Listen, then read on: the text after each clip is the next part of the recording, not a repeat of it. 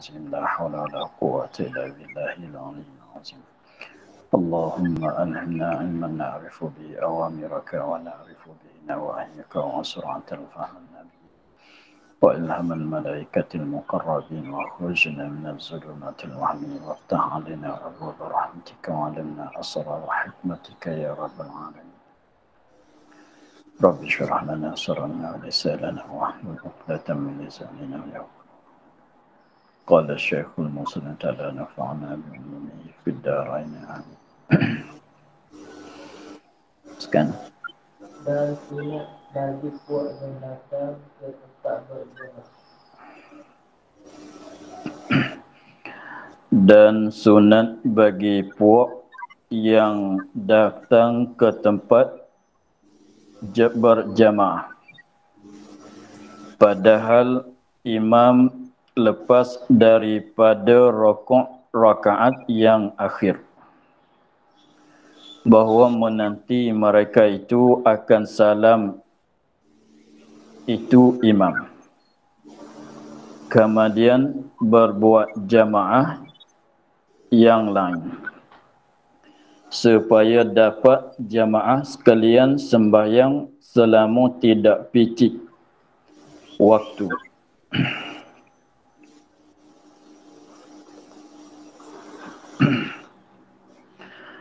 Dan sunat bagi puak, yakni jemaah, dikehendaki puak di sini ialah satu jemaah, dua orang atau lebih, dua orang atau lebih. Dan sunat bagi puak yang datang, dua orang atau lebih, dia datang ke tempat berjamaah. Datang ke tempat berjamaah, tak kiralah tempat berjamaah itu surau ke, masjid ke atau lain-lain. Ketika dia datang itu, mereka itu datang padahal imam selepas daripada rakaat yang akhir. Padahal imam yang sembahyang di tempat berjamaah itu dah lepas daripada pada rakaat yang terakhir bagi sembahyang. Sunat tu apa dia sunat? Sunat bahawa menunggu mereka itu puak tadi akan salam imam itu. Sunatnya bahawa menanti akan imam itu beri salam. Selepas pada imam itu beri salam, kemudian buat jamaah yang lain. Selepas tu buat jemaah yang lain. Supaya tujuannya sunat tu sebab apa? Supaya dapat jamaah sekalian sembahyang, supaya dapat jamaah sekalian sembahyang, yang mulai pada awal sembahyang sampai ke akhir. Tapi itu dikaitkan, sunat tadi itu dikaitkan, disyaratkan selama tidak picik waktu demikian, selama tidak picik waktu, selama waktu itu tidak jadi picik lagi. Maknanya waktu sembahyang itu masih luas lagi.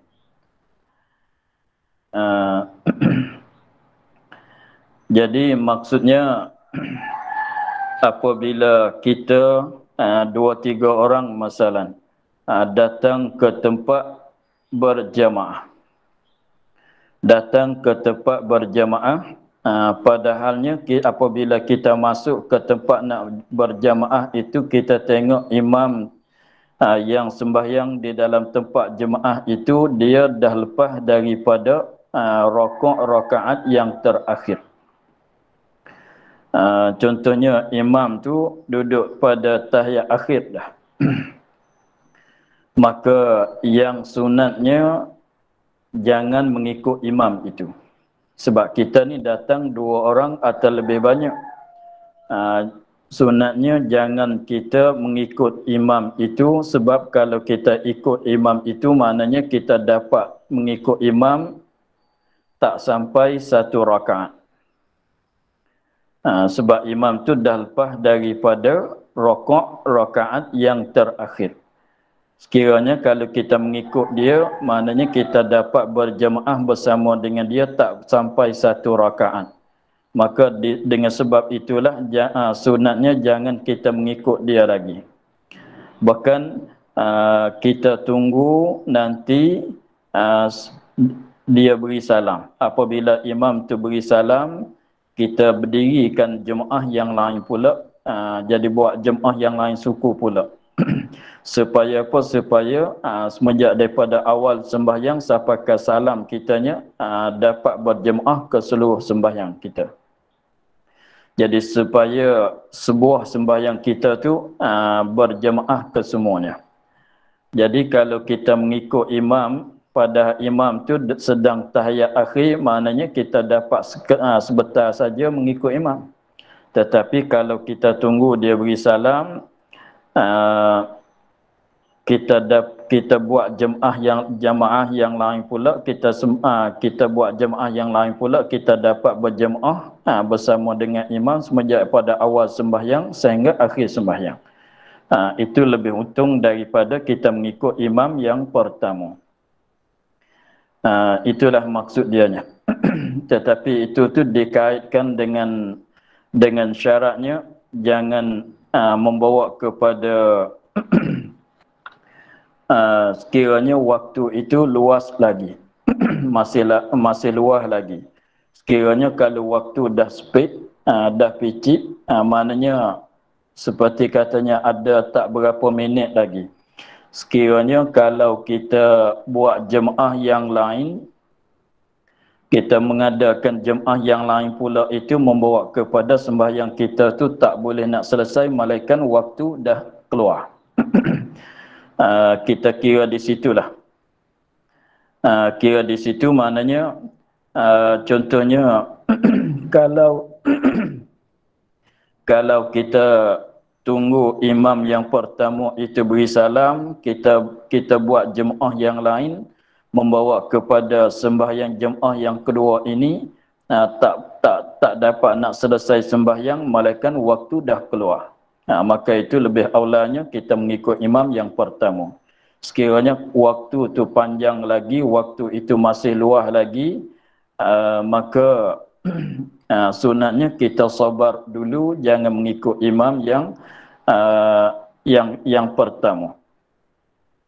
Kita tunggu dia beri salam. Sebabnya tak boleh, sebabnya makruh, makruh artinya mengikut mazhab itu tak boleh kita nak buatkan dua jemaah di dalam satu tempat. Malaikat sembahyang itu berlainan, seperti sembahyang berlainan seperti sembahyang apa dia? Seperti sembahyang imam rakaat yang pertama, imam yang pertama itu sembahyang fardu, kita datang nak sembahyang qasar. Imam sembahyang pertama itu ialah sembahyang itmam, sembahyang tidak qasar. Kita jemaah yang baru ini nak sembahyang qasar, maka tak mengapalah kita nak buat jemaah yang lain.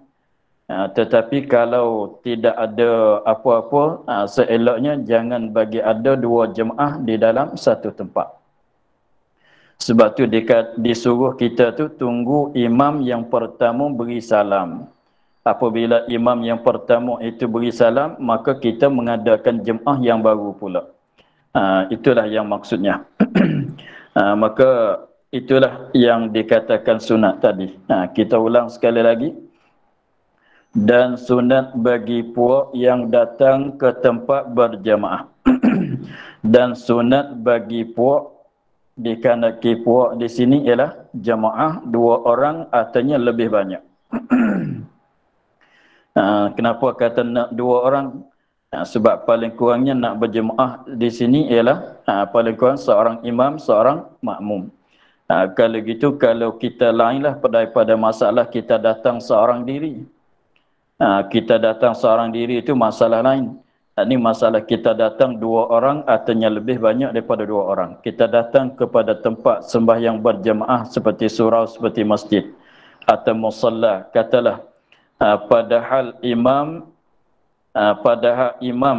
yang sedang sembahyang di tempat berjemaah itu lepas daripada rokok rakaat yang terakhir.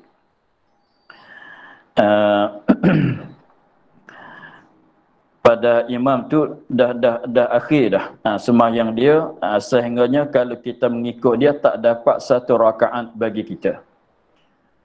Sekiranya itu maksud katanya padahal imam lepas daripada rokok yang terakhir. Kalau imam tu belum rokok rakaat yang terakhir, maknanya kalau kita mengikut dia tu kita dapat satu rakaat lagi. Tetapi kalau imam selepas pada rokok, mana dalam i'tidal kemasalan, i'tidal rakaat yang terakhir, dalam sujud yang pertama bagi rakaat yang terakhir, duduk antara 2 sujud, sujud yang kedua tasyahud, itulah. Sekiranya kalau kita mengikut dia pada masa tu, maknanya kita tak dapat berjemaah bersama dia dengan satu rakaat pun. Tetapi kalau nak ikut juga bolehlah, dapat juga fadilah jemaah, tapi tak penuh lah. Tetapi tak penuh. Maka dengan sebab tu dia katanya sekiranya kalau imam tu dah lepas daripada rokok, kalau imam sedang rokok, kalau kita dapat mengikut tamak ninah dalam rokok, maka dapat rakaat lagi. Sebab tu dia kira katanya lepas pada rokok rakaat yang terakhir. Kira di situ. Tetapi mengikut dalam setengah-setengah kitab tu dia katanya bukan kira di rakaat yang terakhir. Sekiranya imam itu dah lepas daripada separuh sembahyang. Setengah-setengah kitab tu dia hurainya begitu. Bukan katanya imam selepas pada rokok rakaat yang terakhir. Bahkan apabila imam itu dah sembahyang boleh lepas pada separuh. Kalau sembahyang zuhur tu imam duduk dalam rakaat yang ketiga, yang keempat. Kalau sembahyang subuh mana imam dalam rakaat yang kedua.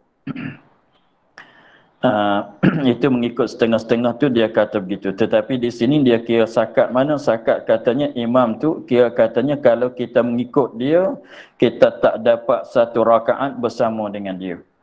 Maka apabila begitu, sunat kita menanti menanti mereka itu puak tadi. Sunat menanti menunggu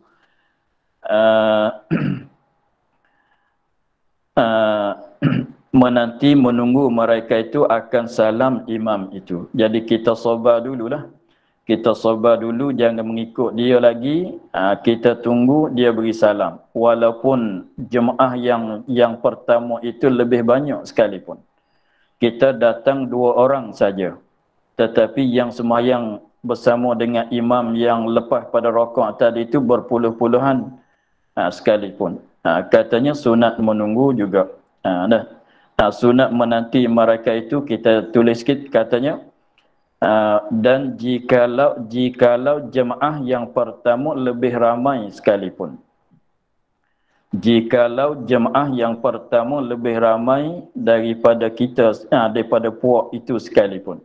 Jadi maknanya imam yang sembahyang, imam yang sedang nak sudah sembahyang tadi, yang duduk dalam tasyahud akhir masalan, dia tu berpuluh-puluhan lah orang makmum dia ni. Tetapi kita datang 2 orang saja, maknanya kalau kita buat jemaah yang baru, mana seorang makmum, seorang imam je dah. Walaupun begitu sekalipun disunat juga menunggu, menanti, sabar dulu supaya imam tu beri salam. Selepas pada imam tu beri salam, kita mulai buat jemaah yang lain pula. Kita buat jemaah yang lain pula. Supaya apa? Kenapa boleh sunatnya begitu? Supaya dapat jemaah sekalian sembahyang. Maknanya semenjak daripada awal sembahyang sampai ke akhir sembahyang di dalam berjemaah. Menyalahi dengan tadi itu kalau kita mengikut dia terus, kita terus mengikut dia, kita datang 2-3 orang, kita datang, kita terus mengikut dia, maknanya kita akan dapat berjemaah tak sampai tak sepenuh sembahyang. Lalu tu disunat kita tunggu nanti dia beri salam. Kenapa kena tunggu? Sebab makruh pula ada dua jemaah di dalam satu tempat. Sebab tu kena tunggu dia beri salam dulu. Apabila kita tunggu dia beri salam, sudah dia beri salam, kita mulai buat jemaah yang lain pula. Itu pun disyaratkan pula. Selama tidak picit, tak jadi kesepitan waktu. Picit tu setakat mana nak kira kata picit? Sekiranya kalau kita buat jemaah yang baru pula, kita buat jemaah yang lain, tak dapat nak selesaikan sembahyang, malaikat waktu dah habis. Maka itu tak aulalah, tidak sunatlah kita buat jemaah yang baru. Sunatnya kita mengikut imam yang dah ada tu. Sekiranya kalau waktu luar lagi, kita buat jemaah yang baru dan jemaah yang baru ini dapat selesaikan sembahyang padahal waktu belum habis lagi. Belum keluar lagi. Maka itu dia sunat. Dan satu syarat lagi yang tak sebut di sini, ini masalah katanya sunat kita menunggukan imam itu beri salam, kita buat jemaah yang lain itu sekiranya kalau kita tak nak sembahyang sunat i'adah. Sekiranya kalau kita tak nak buat sunat i'adah, sebab kita dah lepas pada pengajian yang lepas-lepas bahawasanya apabila kita dah buatkan satu kali, satu fardu satu kali, maka apabila ada jemaah kita sunat pula buat jemaah sekali lagi. Sunat i'adah, sunat mu'adah dia kata dulunya. Ini masalahnya kalau kita tak nak buat sunat mu'adah. Tetapi kalau fardunya kita nak buat sunat mu'adah, maka sunatnya kita mengikut imam yang pertama itu juga. Dengan maknanya kita masuk ke kita 2-3 orang masuk ke tempat berjemaah. Tengok imam tu masalan duduk dalam tasyahud akhir dah. Kita pun mengikut imam. Kalau kita nak buat sunat mu'adah lah. Ini sekiranya kalau kita nak buat sunat mu'adah. Maka kita mengikut imam yang pertama itu. Mengikut dia apabila dia beri salam, kita sepenuhkan sembahyang kita. Apabila kita dah sepenuh sembahyang kita, kita buat jemaah satu kali lagi pula atas jalan sunat mu'adah. Itu sunat kita mengikut kalau kita nak buat sunat mu'adah. Tetapi kalau kita tak nak buat sunat mu'adah, maka kita jangan mengikut imam yang hampir-hampir nak beri salam tadi. Kita nanti buat jemaah yang baru pula. Itu dikaitkan dua syarat. Pendekatannya sunat tadi tu, sunat kata sunat sabar dulu, jangan mengikut imam yang pertama, kita tunggu, kita nanti buat jemaah yang baru. Itu dikaitkan selama mana waktu itu masih luar lagi dan selama mana dia tu tak ada sekiranya kalau dia tak ada nak buat sunat mu'adah. Maksudnya, mafhumnya, sekiranya kalau waktu dah sempit, dah picit, maka maka sunat kita mengikut imam yang pertama itulah. Dan juga sekiranya kalau kita nak buat sunat mu'adah, maka sunat kita mengikut imam itu juga. Sebab pada imam itu beri salam, kita sepenuhkan sembahyang kita, kemudian kita buat jemaah yang satu lagi sebagai sunat mu'adah, satu kali lagi pula. Itulah masalahnya. Ini masalah yang sama juga. Sekiranya kalau kita masuk ke tempat sembahyang jemaah, sekiranya imam itu hampir-hampir nak beri salam. Hampir-hampir nak beri salam, lepas tu kita tengok makmum-makmum dia tu ada yang nak tambah rakaat lagi. Seperti kita tengoknya imam duduk tahiyat akhir, kita tengok ada makmum tu baru datang, masuk mengikut jemaah imam itu. Sekiranya kalau imam beri salam, makmum seorang ni dia akan tambah rakaat lagi. Maka aulanya kita jangan mengikut imam, kita tunggu imam tu beri salam, kita nanti mengikut orang yang tambah rakaat lagi. Misalan kita katanya kita datang tu imam duduk tasyahud akhir. Kita ada tengoklah ada seorang kawan kita tu dia masuk mengikut imam belum pada kita tak berapa lama lah. Mana dia dapat kalau sembahyang zuhur tu dia dapat berjemaah dengan imam 3 rakaat. 1 rakaat saja. Nanti imam beri salam dia akan tambah 3 rakaat lagi. maka kita datang ke tempat jemaah tu tengok imam dah duduk tasyahud akhir. Sekiranya kalau imam beri salam, seorang tu dia akan bangun tambah rakaat dia 3 rakaat lagi. Maka lebih aulanya kita jangan mengikut imam tu.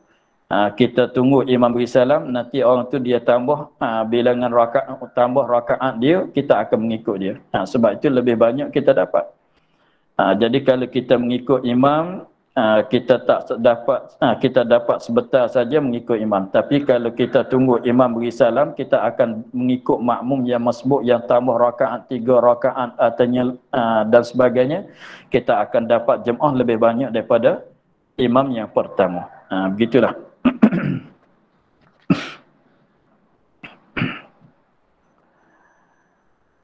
Demikian lagi sunat bagi mereka ini seorang.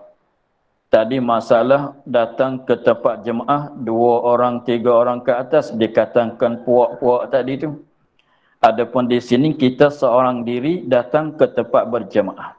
Jadi maknanya kalau kita nak tunggu imam beri salam, sembahyang seorang dirilah, kita tak ada siapa nak sembahyang bersama dengan kita. Demikian lagi sunat bagi mereka hadir tempat berjamaah.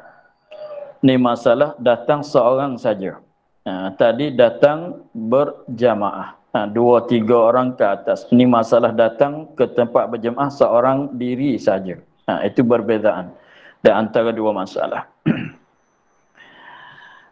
Dan demikian lagi sunat bagi mereka hadir tempat berjemaah. Dia datang ke tempat berjemaah. Dia seorang diri. Tiba-tiba imam telah sembahyang dengan setengah sembahyang. Dengan setengah yakni separuh. Tiba-tiba imam berjemaah itu telah sembahyang dengan setengah sembahyang.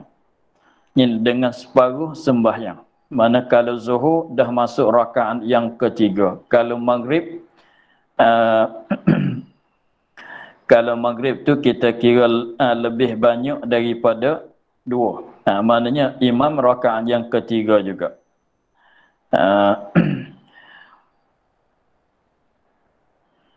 Sekiranya kalau sembahyang maghrib tu kalau kita kalau imam di dalam rakaat yang kedua, maknanya kita dapat berjemaah dengan dia lebih banyak. Rakaat tu dapat jemaah dengan dia tu 2 rakaat. Sembahyang seorang diri 1 rakaat. Tetapi kalau imam tu dah lepas daripada rakaat yang kedua bagi maghrib, mana kira kata dah lepas separuh. Begitu. Kalau zuhur senanglah kita kiranya imam dalam rakaat yang ketiga dah lepas separuh. Kalau maghrib itu kita kira katanya apabila imam dah lepas daripada rakaat yang kedua. Gitu. Tiba-tiba imamnya telah sembahyang dengan setengah, yakni dengan separuh sembahyang.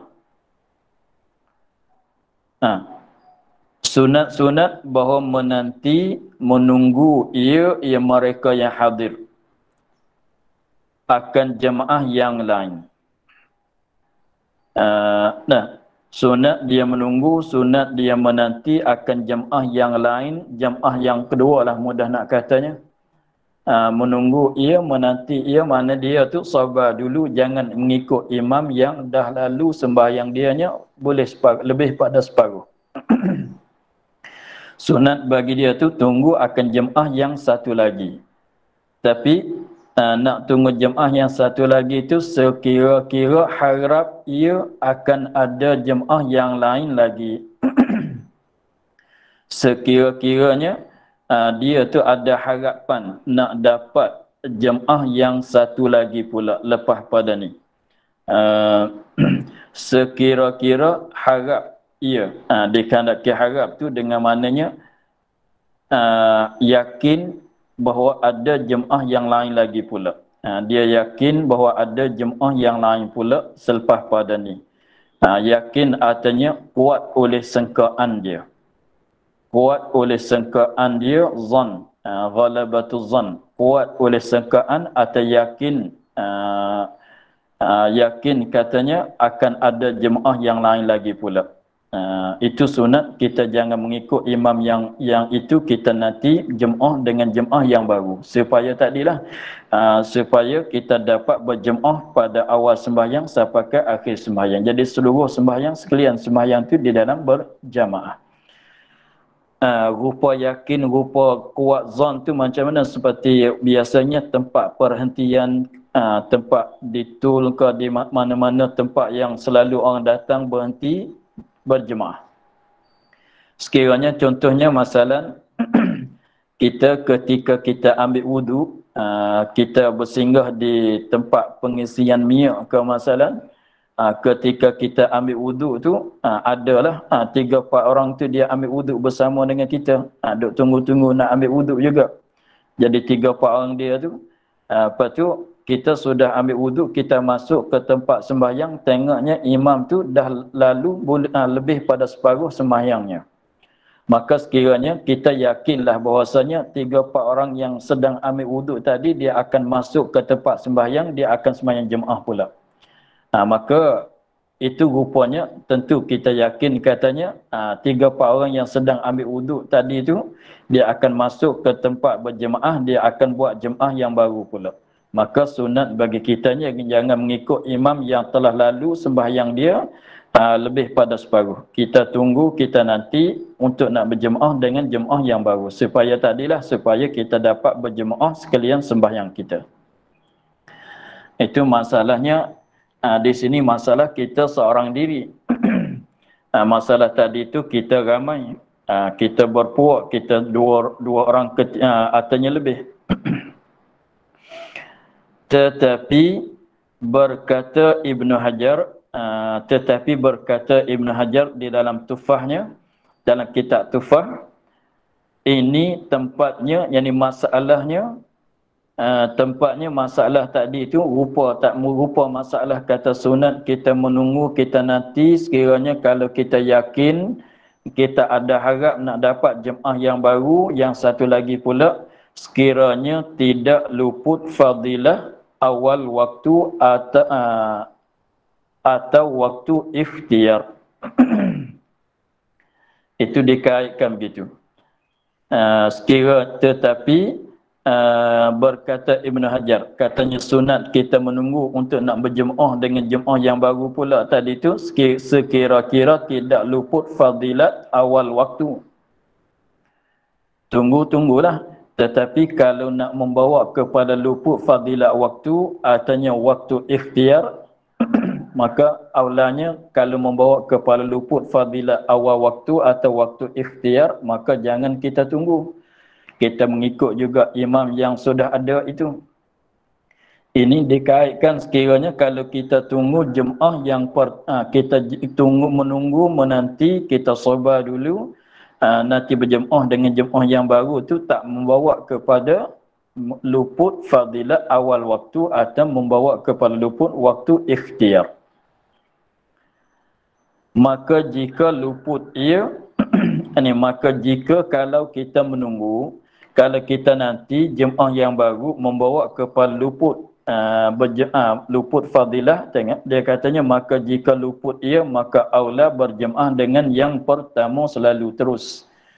Maka aula bagi kitanya, aula bagi seorang tadi itu berjemaah dengan yang pertama, dengan imam yang pertama. Selalu. Mana berjemaah dengan imam yang pertama teruslah, tak payah tunggu-tunggu lagi. Sebab sekiranya kalau kita tunggu membawa kepada keluputan fadilah awal waktu, membawa kepada keluputan waktu ikhtiar. Gitu. Habis itu apa dia waktu fadilah awal, apa dia awal waktu, apa dia waktu ikhtiar. Dia fadilah, untuk nak dapat fadilah awal waktunya kita kiranya begini. Babit dianya apabila masuk waktu. Apabila masuk waktu kita kita menyucikan daripada hadas. Apabila masuk waktu, tak mesti kita sembahyang teruslah untuk nak dapat fadilah awal waktu ni. Sekiranya kalau apabila masuk waktu, masa yang kita guna untuk mengakakkan hadas, ambil wuduk. Kalau orang tidak ada wuduk, kena ambil wuduk. Kalau orang berhadas besar, dia kena mandi. Jadi masa untuk ambil wuduk, masa untuk mandi. Selepas pada ambil wuduk, selepas pada mandi, maka dia menutupi aurat. Selepas pada menutup aurat, dia azan dan dia qamat. Dan belum pada semula, selepas pada menutup aurat, dia azan. Selepas pada azan, dia sembahyang sunat qabliyah kalau ada. Dia sembahyang sunat qabliyah. Selepas pada sunat qabliyah, apa dia lagi? Dia dia qamat. Selepas pada dia qamat, dia sembahyang. Selepas pada dia sembahyang sunat qabliyah pula. Masa itulah dikatakan masa awal waktunya. Jadi masa berapa minit tu kita kira tengoklah. Apabila masuk waktu, kita ni tak mesti kena sediakan wuduk, sediakan mandi belum pada masuk waktu, sebabnya wuduk tidak disuruh kita, tidak diwajib kita ambil wuduk malaikat kita nak sembahyang. Ni dia bercakap tentang masalah mandi junub, ambil wuduk, bab wajibnya tak kira masalah sunat lah. Jadi wuduk tak wajib kita ambil wuduk malaikat kita nak sembahyang. Mandi junub pun gitu juga, tak wajib kita mandi wujub terus. Selepas pada berjunub saat itu tak wajib kita terus mandi. Sebab wajibnya bila? Apabila kita hendak sembahyang. Maka sembahyang kita bila kita nak sembahyang? Apabila masuk waktu. Sebab tu maknanya tak kira meluputkan fadilah awal waktu, kita mesti kena ambil wuduk di awal-awal belum sembahyang, tak mesti begitu dah. Sebab apa? Sebab belum pada masuk waktu, tidak ada wajib lagi kita sembahyang. Contohnya pagi ini zuhur belum masuk lagi. Waktu zuhur untuk hari ini belum masuk lagi. Maka soalnya ambil wuduk untuk nak sembahyang zuhur wajib ke belum? Tak wajib lagi. Sebab zuhur hari ini belum masuk waktu lagi, belum wajib lagi. Sebab itulah kira katanya apabila masuk waktu, masa kita gunanya satu untuk menyuci daripada hadas, dan masa untuk kita guna menutup aurat, masa kita guna untuk azan, dan masa untuk kita guna sunat qabliyah baginya sembahyang, dan masa kita sembahyang dan sunat ba'diyah. Maka masa yang terusnya tadi mulai pada masuk waktu, berapa minit kita kira. Kalau kita mandi junub berapa minit. Selepas pada kita mandi junub, kita pakai pakaian untuk nak menutupi aurat, pakai baju, pakai apa dia, berapa minit. Selepas pada tu berapa minit pula kita azan. Lepas pada tu berapa minit pula kita sembahyang sunat qabliyah. Selepas tu berapa minit pula kita iqamat. Lepas pada tu berapa minit pula kita sembahyang fardu. Lepas pada tu berapa minit pula kita sembahyang sunat ba'diyah. Maka semuanya dikatakan fadilah awal waktu kesemuanya. Sebab tu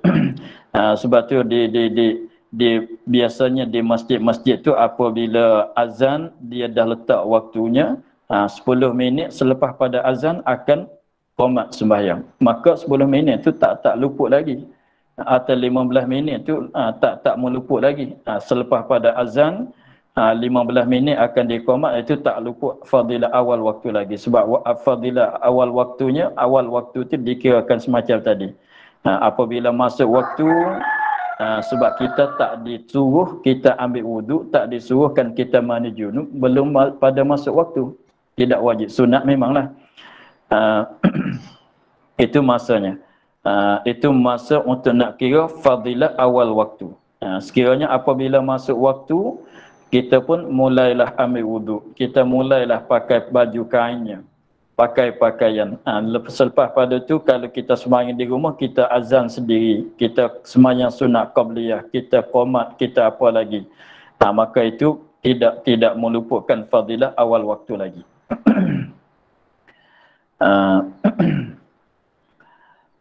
Jadi maknanya awal waktu sana itu setengah orang tu yang pendek, setengah orang tu jadi panjang sikit. Seperti kita ni, kalau orang yang tidak berjunub, dia masa dianya untuk ambil wuduk saja, jadi tak luas sangat. Tapi setengah orang tu mesti seperti masalah orang yang penyakit darah istihadah, apabila masuk waktu dia kena mandi, dia kena menyucikan tempat di situ, dia kena buat macam-macam itu, apa-apa yang wajib dah tadi. Jadi waktu fadilah untuk dia ni lebih luas daripada orang biasa. Seperti orang yang penyakit salisil baul, sentiasanya air kencing dia tu masih menitik, bertitik, maka dia kena basuh, dia kena apa, jadi masa yang dia guna tu lebih banyak daripada orang biasa. Maka waktu fadilah untuk dia ni lebih banyak, lebih luas pada orang biasa. Itu tengok tengok orang masing-masing lah. Adapun waktu ikhtiar pula. Waktu ikhtiar, makna ikhtiar tu ialah makna bagi waktu ikhtiar. Ikhtiar tu makna pilih. Pilih atau memilih. Ikhtiar makna pilih atau memilih, itu makna ikhtiar. Kemudian waktu ikhtiar, makna dia dulu. Makna dia ni ialah waktu yang dipilih untuk jangan terlewat daripadanya, jangan tertakhir daripadanya pada syarak. Jadi maknanya waktu ikhtiar ini waktu dipilih untuk nak mengerjakan sembahyang di dalamnya. Waktu ikhtiar ialah waktu yang dipilih untuk nak mengisikan, untuk nak mengerjakan sembahyang di dalamnya. Jangan lebih, jangan lakah, jangan lepas daripada dia. Kemudian sakat manakah dikatakan waktu ikhtiar? Waktu ikhtiar mulai daripada habis waktu fadilah.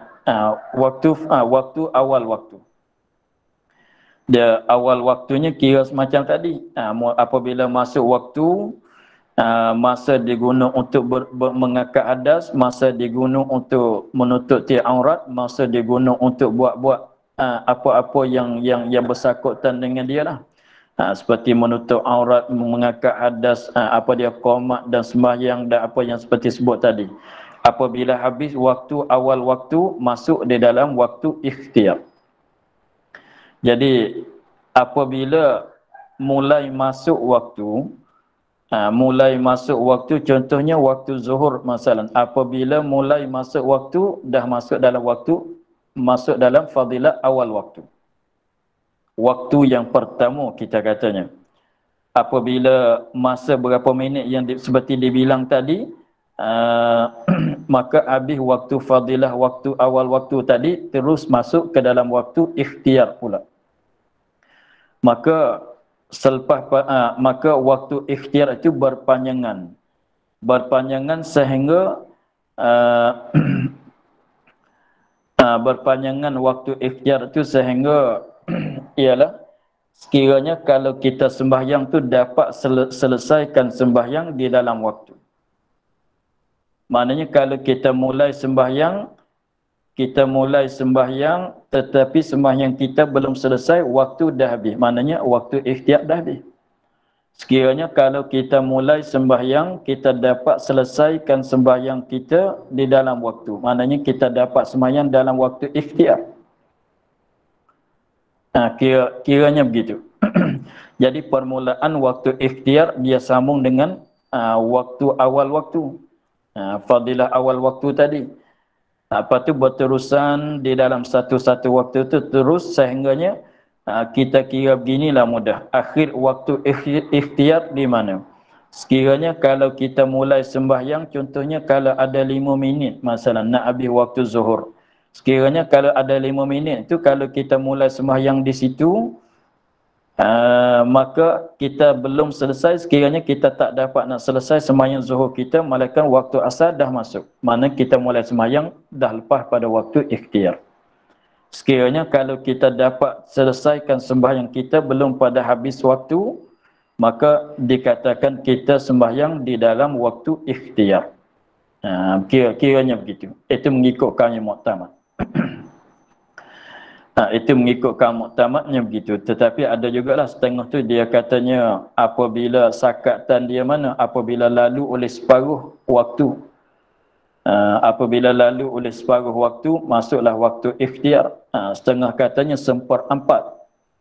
Tetapi muktamadnya kita kira akhir waktu ikhtiar tu di mana? Sekiranya kalau kita mulai sembahyang di dalam waktu ikhtiar, kita dapat selesai sembahyang kita belum pada habis waktu.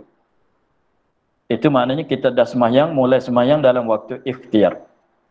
Kalau kita mulai sembahyang di akhir waktu tetapi tak dapat nak selesaikan sembahyang kita, waktu dah habis, maknanya kita sembahyang luar daripada waktu ikhtiar.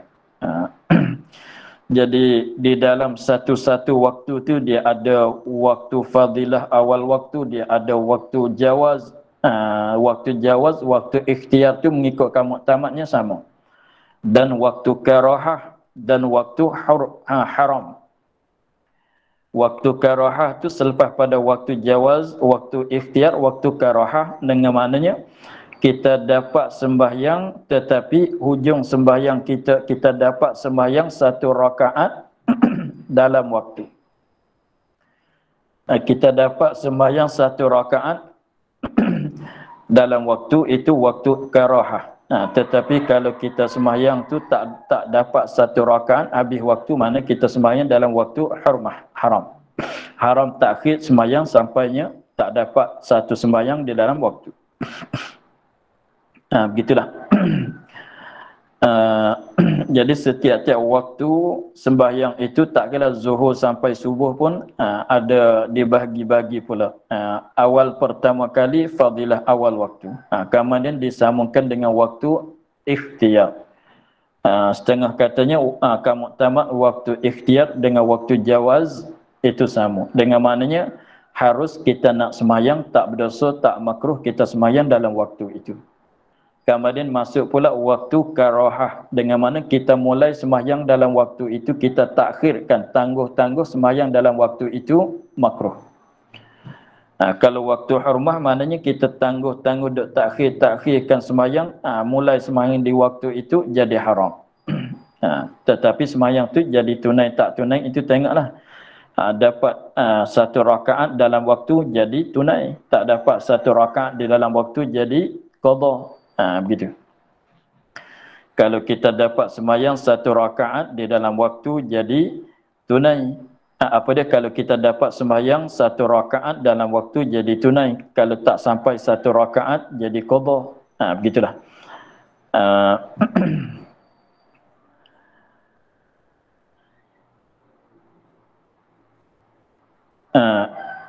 Kemudian masalah lain pula, maka jika keluar seseorang daripada rumahnya qasad berjemaah. Dia keluar daripada rumah dia, tujuan dia, qasad hati dianya untuk nak pergi kepada masjid masalan, untuk nak sembahyang berjemaah. Dan datang ia ke masjid. Datang ia ke masjid, yang masjid tu masalan sama juga surau ke musalla ke, ikutlah. Jadi maknanya apabila seorang tu keluar daripada rumah dia menuju ke masjid, menuju ke surau, tujuan dia menuju ke masjid, menuju ke surau itu untuk nak bersembahyang berjemaah. Tiba-tiba ahli masjid, yakni orang-orang yang sembahyang jemaah di masjid itu sudah sembahyang. Jadi semuanya orang yang dalam masjid tu sudah sembahyang, makmum yang masbuk yang tambah rakaat lagi pun dah selesai dah. Jadi orang yang di dalam masjid dalam surau itu semuanya dah selesai pada sembahyang kesemuanya. Nascaya di surat baginya, diberi baginya di surat, yakni diberi baginya bagi seorang tadi balasan berjamaah, yakni pahala berjamaah juga. Jadi fadilah jemaah tu dah dapat bagi dia. Jadi maknanya dengan sebab kira kata tilik kepada tujuan dianya, qasad dianya, sengaja hati dia ni keluar daripada rumah untuk nak pergi ke masjid untuk nak sembahyang Jumaat. Tetapi apabila dia sampai ke masjid, sampai ke surau, tengok ahli jemaah itu orang di dalam masjid semuanya dah selesai daripada sembahyang jemaah. Maka pahala sembahyang jemaah tu dah dapat. Dengan sebab usaha dia. Bukan katanya kosonglah hari itu tu, bukan dia. Walaupun tak dapat sembahyang jemaah betul-betul bersama dengan orang ramai di masjid sekalipun, tetapi fadilah jemaah tu dah boleh. Sebab dikatakan apabila dia qasad nak buat sesuatu perkara dan dia dah mulai buat sesuatu perkara, maka dah dapat pahala dah.